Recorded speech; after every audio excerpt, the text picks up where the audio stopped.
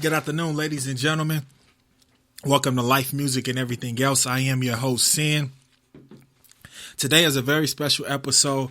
I have an outstanding lady inside the booth today that's going to share her amazing testimony with us to encourage us, to inspire along the way as well. I'm excited. I'm going to tell you guys the story of how I even found her. I had to stalk her on Facebook for a little bit, but she agreed to come and share her testimony. Please introduce yourself. Hello, I'm Candace Nin. And you want me just to jump right into the story? Let's tell them how we met. Okay. I'll tell the story. Okay. You just found out a week ago too how I found you. But right. I was looking for people for the inner beauty short film, dark skinned women. So I went on this Facebook search for dark skinned women to try to fill the role. And I seen you know when they say people you may know or people whatever, they give you the suggestions of people that you should be introduced to or whatever. So I saw Candace's picture and I said, oh, let me send her a friend request. Well, I looked at as many pictures as I could. I said, let me send her a friend request. So I sent her a friend request, and I want to say maybe a day or two later she accepted it. But I didn't just come out and was like, audition for my film. So throughout the time that we was friends for that little bit, I was amazed at everything that I had learned just by watching your Facebook and hearing your story. So like I told her when we met to talk about the podcast, it became something much more than the film role. So I had to have her on the show and tell her story, and that's what we are today. I'm grateful that you came and met with me, and that we are here right now. So now Absolutely. Let's get right into it. All right, right into it.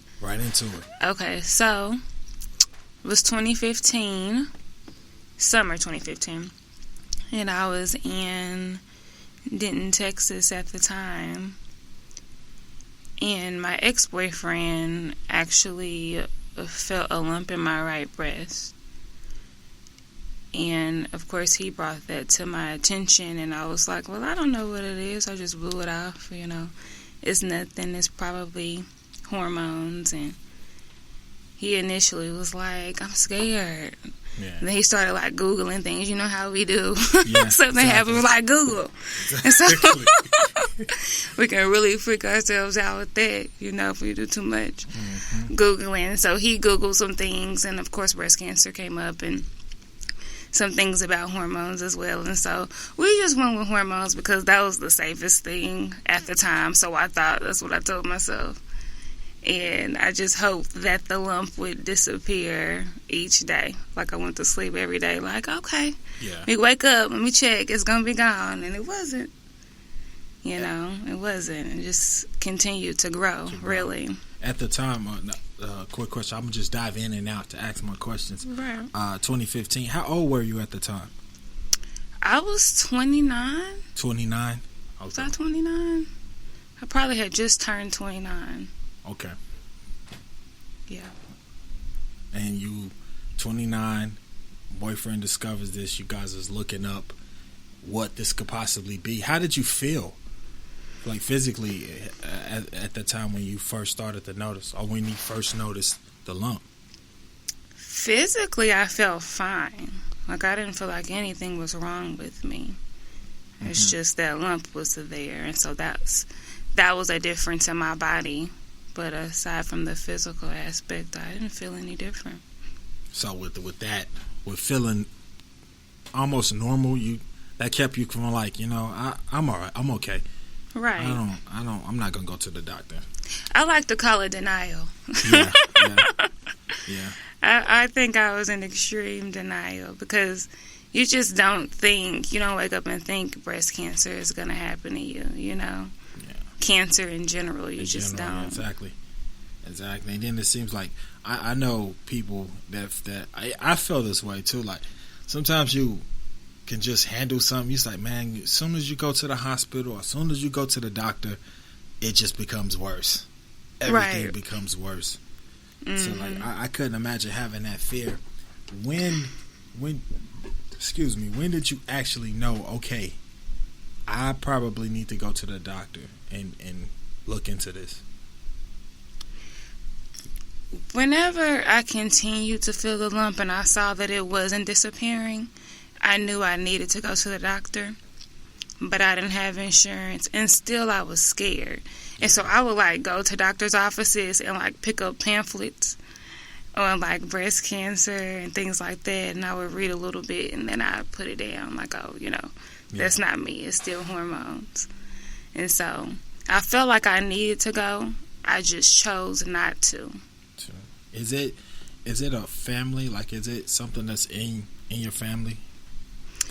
Yes, it is genetic, and I just found that out after I was diagnosed. Of course, I didn't know because nobody in my family ever talked about it, until after I was diagnosed. And so they said, yeah, your great-grandma actually had breast cancer, by the way. So I found out through genetics testing. Wow. Now you're at that point where you're saying, okay, pamphlets, Google, conversations. Google. Conversations with you and your ex-man at the time.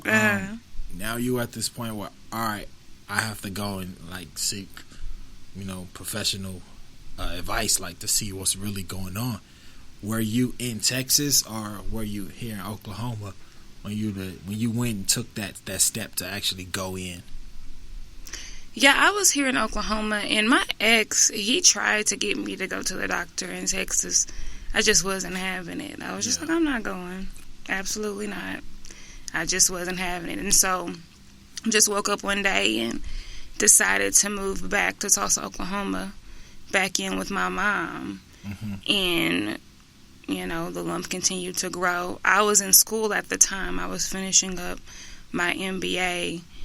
And, trying to finish school and then dealing with this issue, with this lump that I was trying to hide from my mom because I knew if she saw it, she was going to make me go to the doctor immediately. Yeah. Like, there was no, I'm not going, I wasn't even going to try that. But I could only hide it for so long, When did your mom find out? We were in the kitchen, and she just hugged me. And I guess it had gotten so big, and it was so hard, so firm, that she felt it through my clothes. Wow. Did you try to hide it? Like, once it was to that point and you knew something wasn't right, were you, like, doing extra things to try to hide it, or baggy clothes, or, was it something that a person could see from the eye and say, okay, something's not right there? Yeah, no, not really. I didn't do baggy clothes. I still wore my normal clothes. But, sometimes I do get undressed in front of my mom. I cut that out. I was like, I was always very private with that. Yeah. And, with the hugging, I would try to kind of pull back a little bit. But I guess that day that she felt it, I wasn't thinking about it. And so I just did little things, but I don't know that you could see it through my clothes like that unless you were really looking. Yeah. I don't know. I could see it because I knew it was there. Yeah. Oh, that hug kind of changed it. That changed everything right then and there when Mom found out something wasn't right. Right. When she hugged me, she like raised my shirt up and was like, "What's that?" I was like, "I don't know." Oh, man. That has to be a tough moment. Where did you guys like immediately go, or the worrying set in on her part? Because we worry, but something about a mother's worry kind of, it takes it to a whole nother level. When the moms or grandmas get the worry, did you guys go like the next day, or was it a right then and there type? We got to move and figure out what's going on. I feel like we went the next day. If not the next day, the following day.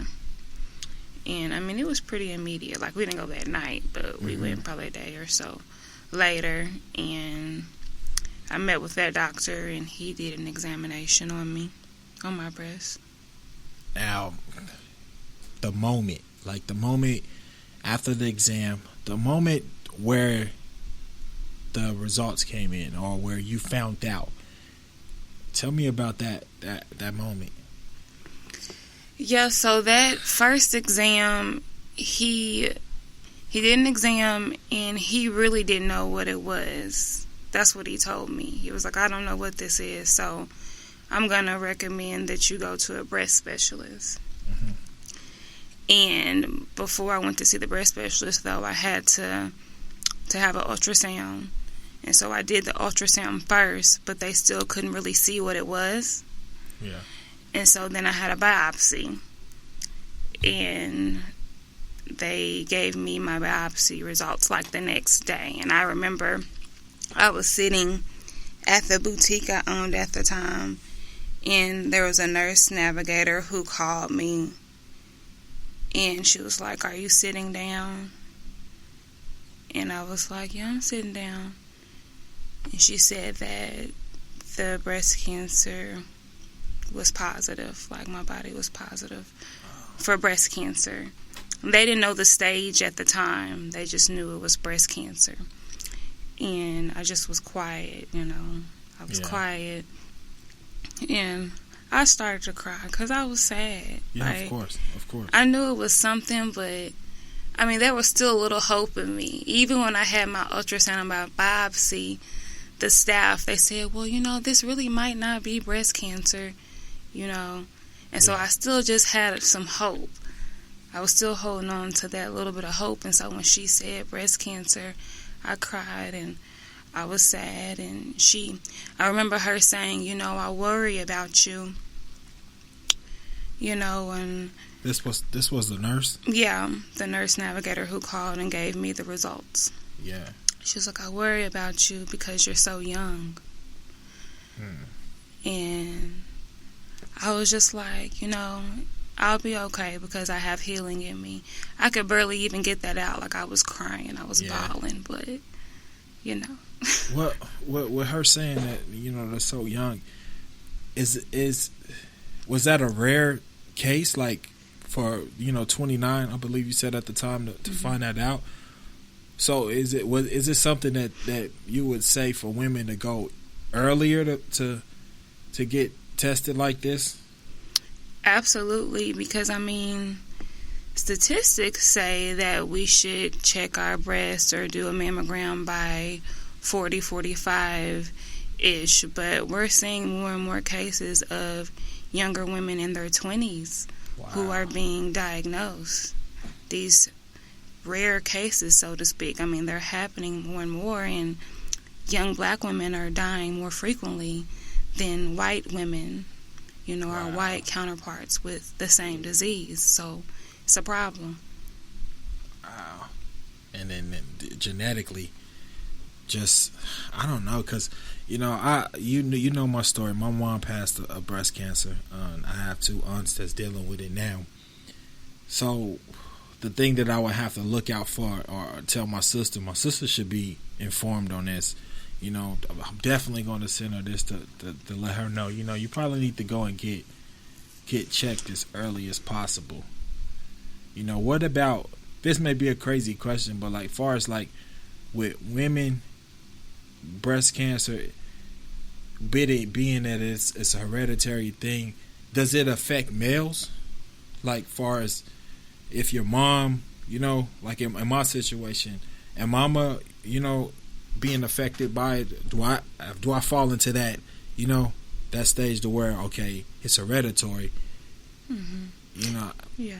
If I'm making any sense with that question. No, you do, because men have been diagnosed with breast cancer as well. So if your mother had breast cancer, then that does put you at greater risk genetically. It just does. It rarely happens with men, but it happens. Yeah. And that's enough. That's enough to go and check yourself out. Definitely. And we're talking 29 at the time. Mm-hmm. Now I'm just kind of going through the timeline. Now you're at the point to where now Now I would say the other side of it. You mm-hmm. lived your life up to this point. Now it's another chapter. Okay. What was your thought process like, knowing after that phone call? Like, what was your thought process? Like the first thing that you was thinking